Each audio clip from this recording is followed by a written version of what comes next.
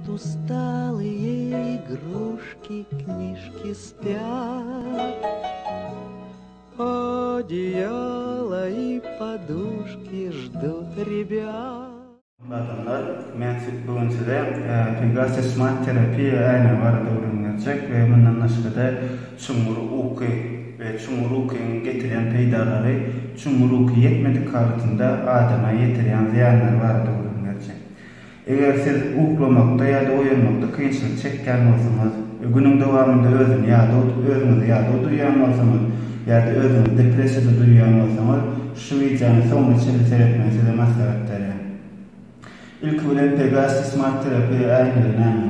Pegasus aynayı 2012 yılda Amerikan UK Akademiyası tarafından NASA'nın astronotları için oylum takılan teknoloji. Ve bu teknoloji 2016 yılda Pegasus kampanyası patentini satın alıyor ve 2018 ikinci yarından öndürüp başlıyor. 2019 yılda Las Vegas'ta geçirilen high-tech servisinde adama impeydalı teknoloji deyip uygulanan edilir. Pegasus Smart Terapi'ye şundan sonra kutucuklarıyla böyle açacağız.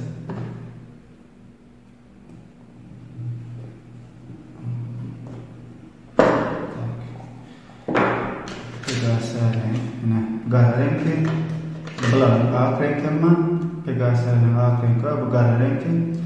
İçinde aynen öyle. Onun dışından yanında nasıl utucu var. Niyelik gitsen salıp yanında altılık böyle. Şunu alır utucukta. Ondan dışarı onun yanında zaryatni var ve ulanmış kitapçı var. Pegasus kitapçı var. Şimdi smart Şimdi aynen ne işte? Aynen knopkası var. Basan altın şöyle yaşıl ışık görüyor. Şu yaşıl ışık yürüyütü UK Akademiyası'nın oylap tapan ışıklar yani ışık adamın gözünden beynisindeki epifiz bölüğü gider. Epifiz bölükte melatonin denilen hormon öndürülür. Melatonin denilen hormon adamın bedeninde çekti olmağı sebeple yani ortaça 30 mikrogram adamın bedeninde 30 mikrogramı günün devamında vermeyi adamın gündüz özüne yağda duymağı, özüne ıskınsız duymağı getiriyor ve gece onun yetmezliğine sebep olur ve gece uykusuzluk ya da çumur uykuya gidip bilmezlik emeli verilir. Şu açkeni aynayı 1'den saat 7 ve 9 aralığında yarım saat yani 30 minut takmalı. Bu 30 minut smart terapi aynayı 30 minuttan sonra öyle avtomat ötecek. Bu 30 minutun devamında siz suya değirmezlik şerti bilen istendik zaten edebilirsiniz. Yani ertelik naharımızda ya ertelik maşıklarımızda edebilirsiniz.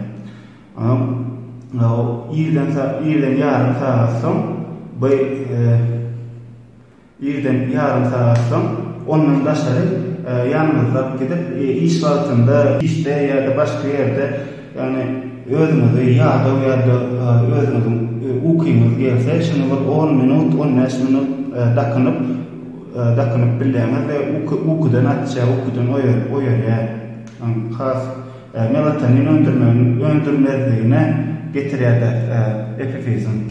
Gündüz epifizin melatonin hormonunu az öndürmeyi, bu hormonun gece khas köp öndürülmesine sebep olur ve bu hormonun köp olmayı gece adamın çumur uykuya etmesine sebep olur.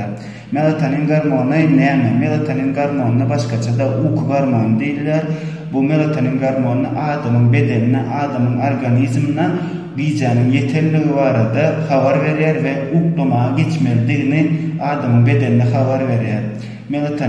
Melatonin hormonunun köp olmağı adamın çumur uykuya gitmesine sebep olur. Adamın çumur uykuya gitmesi nähil peýdaly. Adam çumruka gidende adamyň bedeni dogry gowşaýar, rahatlaýar, gan basy dogrulanýar we beýnde täze hücreler açylýar, sümkü berkeýär we immuniteti güçlenýär. Bu sebäpli adam gündüzüň dowamında özüni has sagdym duýýar. Çumur ukynyň yetmezligi adama nähili ziyan ýetirýär. Çumur ukynyň yetmezligi adamyň immunitetini gowşatýar.